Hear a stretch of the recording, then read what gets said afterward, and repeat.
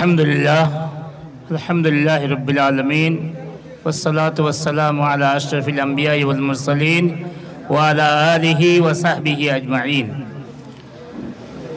शहीद नियाज मुर्शेद স্মৃতি ফাউন্ডেশনের কর্তৃক আয়োজিত আজকের এই মহতী অনুষ্ঠানের সম্মানিত সভাপতি, উপস্থিত সর্বস্তরের নেতৃবৃন্দ, সম্মানিত উপস্থিতি মা ও বোনেরা, আসসালামু আলাইকুম ওয়া রাহমাতুল্লাহি ওয়া বারাকাতুহু। সংগ্রামী উপস্থিতি,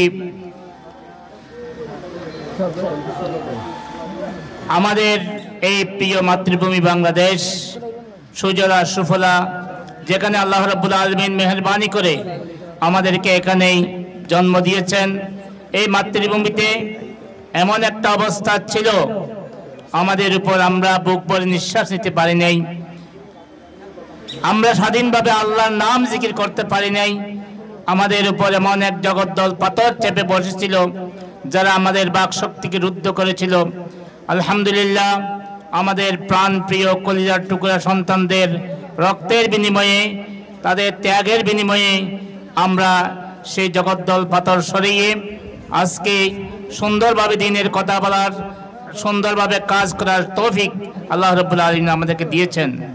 সম্মানিত উপস্থিতি, দেখেন আজকে চতুর্দিকে আমরা যদি হিসাব করি, শুধু সাতকানিয়াতে এরকম অসংখ্য উদ্যোগ আমরা নিয়েছি, লক্ষ লক্ষ কোটি কোটি টাকার সামগ্রী বিতরণ হয়েছে, যেটা যে কাজ থেকে দীর্ঘ 16 বছর আমাদেরকে বঞ্চিত রাখা হয়েছিল। সম্মানিত উপস্থিতি, জামাত ইসলামী যে সংগঠন আমরা ওন করি, সেই সংগঠন এবং অন্যান্য সংগঠনের মধ্যে বিশাল একটা ফারাক রয়েছে। আমাদের সাংগঠনিক কার্যক্রমের সাথে সাথে এই দেশটাকে, আমাদের প্রিয় মাতৃভূমি এই সোনার বাংলাদেশটাকে সুন্দরভাবে সাজানোর জন্য জামাত ইসলামী বিভিন্ন সেক্টরে কাজ শুরু করেছিল। সংগ্রামী উপস্থিতি, যে এই জাতিকে সুদ মুক্ত একটা ব্যাংকিং ব্যবস্থা দেওয়ার জন্য, সুদের অভিশাপ থেকে মুক্তি দেওয়ার জন্য ইসলামী ব্যাংক প্রতিষ্ঠা করেছিল। ইসলামী ব্যাংক এশিয়ার অন্যতম বৃহত্তম বেসরকারি ব্যাংক হিসাবে প্রতিষ্ঠিত লাভ করেছিল।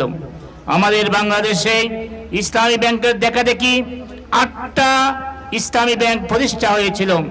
অত্যন্ত দুর্ভাগ্যের ব্যাপার হচ্ছে, এই 8টা ইসলামী ব্যাংককে একজন লুটেরার হাতে উঠিয়ে দেওয়া হলো, যাতে করে আমাদের জাতিকে অর্থনৈতিকভাবে পঙ্গু করা যায়।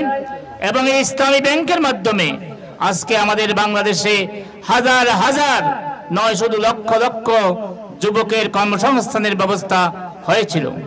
সম্মানিত উপস্থিতি, আজকে লেখাপড়ার ক্ষেত্রে জামাত ইসলামী ভূমিকা পালন করেছে, আন্তর্জাতিক ইসলামী বিশ্ববিদ্যালয় প্রতিষ্ঠা করছে এবং যে ঢাকায় তাবিল মিল্লাত মাদ্রাসার আদলে সারা বাংলাদেশে এরকম অসংখ্য শিক্ষা প্রতিষ্ঠান গড়ার মাধ্যমে জাতিকে আদর্শ নাগরিক উপহার দেওয়ার জন্য চেষ্টা করেছে। এইভাবেই চিকিৎসার জগতে চিকিৎসা সেবা দেওয়ার জন্য ইবনে সিনা ট্রাস্টের মাধ্যমে, আমাদের ভাইদের মাধ্যমে সারা বাংলাদেশে অসংখ্য প্রাইভেট হাসপাতাল, প্রাইভেট ক্লিনিক, প্রাইভেট চিকিৎসার মাধ্যমে রোগীদের চিকিৎসা সেবা দেওয়ার ব্যবস্থা করা হয়েছে।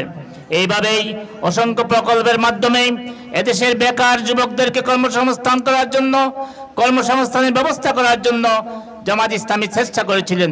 কিন্তু দুর্ভাগ্য, এই জাতির জন্য দুর্ভাগ্য, যে সমস্ত নেতৃবৃন্দ, যে সংগঠন এই জাতিকে গড়ার জন্য, আমাদের এই প্রিয় মাতৃভূমিকে গড়ার জন্য যারা কাজ করে যাচ্ছিল, নিরলস কাজ করে যাচ্ছিল, তাদেরকে সেই টুকনো অজুহাতে ফাঁসির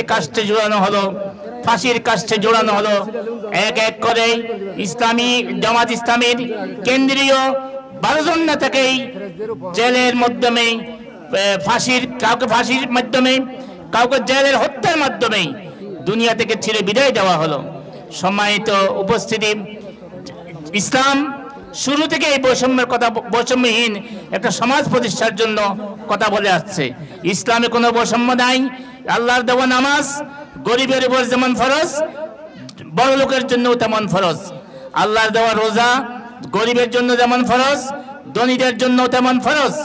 ঠিক তেমনি ভাবেই আল্লাহ রাব্বুল আলামিনের দেওয়া চন্দ্র, সূর্য, নক্ষত্র, বৃষ্টি ইত্যাদি থেকে যে গরিবরা যেভাবে উপকৃত হয়, ধনীরাও ঠিক সেই রকম উপকৃত হয়। আল্লাহ রাব্বুল আলামিন ধনীদেরকে বলেছেন যে তোমাদের টাকা জমা করে না রেখেই বিনিয়োগ করো। আত্তাজির সুদুক মা নবিয়িন ওয়াস সিদ্দিকিন ওয়াস শুহাদাই ওয়াস সালিহিন।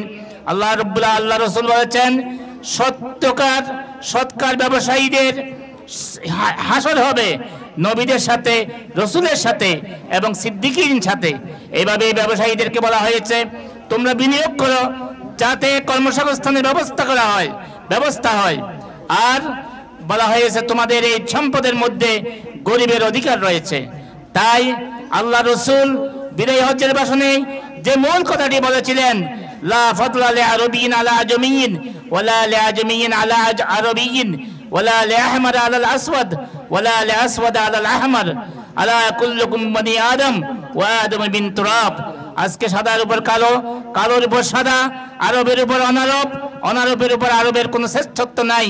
তোমরা সবাই আদম সন্তান, আর আদম মাটি থেকে তৈরি করা হয়েছে। সুতরাং এক মা এক বাপের সন্তান, ওরসজার সন্তান, আল্লাহ এক আল্লাহর সৃষ্টি আমরা। আমাদের মধ্যে আল্লাহ রাব্বুল আলামিন একজন আরেকজনের প্রয়োজন পূরণ করার জন্য কাউকে ধনী কাউকে গরিব করে দিয়েছেন। সবাইকে যদি আল্লাহ ধনী করতেন তাহলে ধনীর প্রয়োজন পূরণ করার জন্য লোক পাওয়া যেত না।